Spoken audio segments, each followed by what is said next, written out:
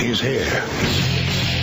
Now, broadcasting from the underground command post, deep in the bowels of a hidden bunker, somewhere under the brick and steel of a nondescript building, we've once again made contact with our leader, Mark Levin.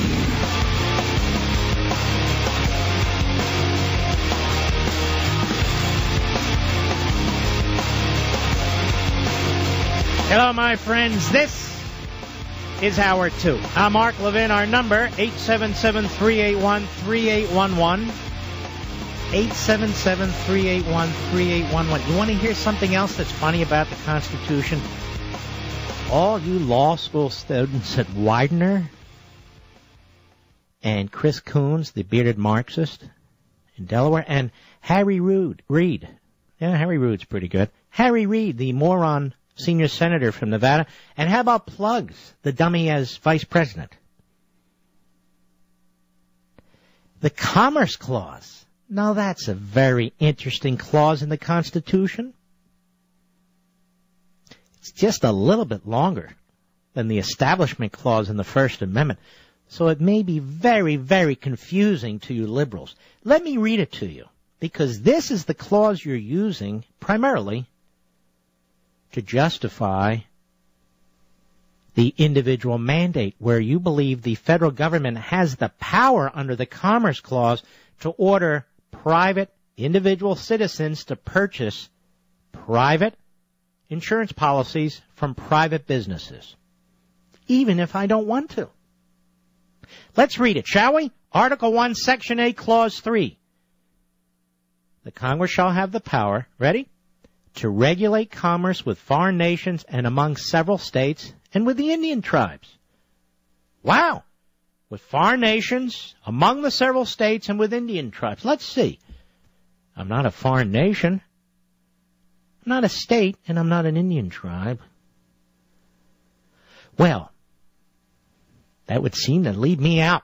I would think, then, that the Congress doesn't have the power under Article 1, Section 8, Clause 3, to tell me that I have to purchase health insurance from anybody. Now, you want to hear something really funny?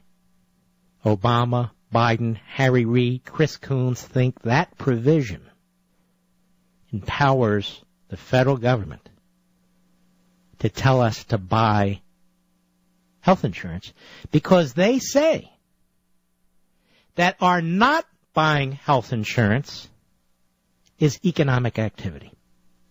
Can I hear some laughs from that one? That's right. They're saying that inactivity, no activity, is commerce, because no activity affects commerce. Because if there was activity, then there would be commerce. Follow the logic? Of course not. Just like separation of church and state. Just like a privacy right to abortion on demand. I mean, it's just not in there. And yet it is.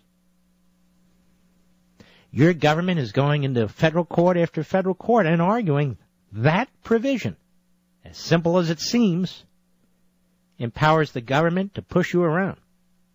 That little provision, which the framers put in there to promote commerce, to promote, dare I say, capitalism, to protect private property rights, that provision does the opposite.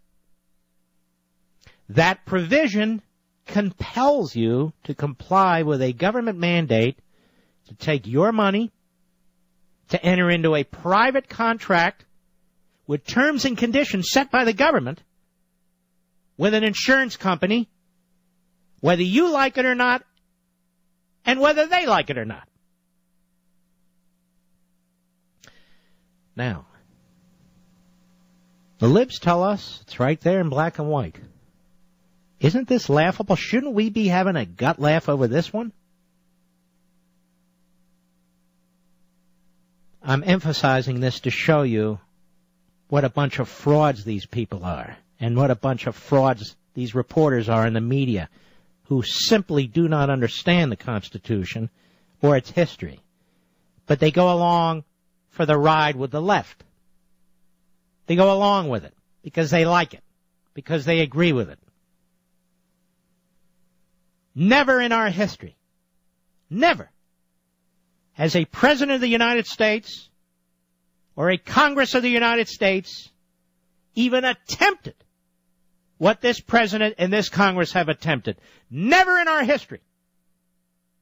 They can't cite to a single case in front of the Supreme Court to justify this. Oh, they twist cases to pretend that they do, but trust me, I'm involved in this litigation. There's not one, never before, have a president and a Congress, that is the Democrat Party, tried to compel individual free citizens to enter into private contracts against their will, with terms and conditions they don't even negotiate, but the government compels on them. Never before. And we actually have a federal judge appointed by Clinton in Detroit who says it's right there in the Commerce Clause. I see it. Doesn't everybody else? A federal judge who actually ruled that this nation should become a dictatorship. Because that's what he did. Let's be honest. Any government that has the power to command that you enter into private activities is a government that's completely out of control. I don't care if it's health care or anything else. We are free human beings in this nation. They can dress it up any way they want. Tyranny is tyranny. They laugh at Sharon Angle. They laugh at Christine O'Donnell. They laugh at Joe Miller. They laugh at us.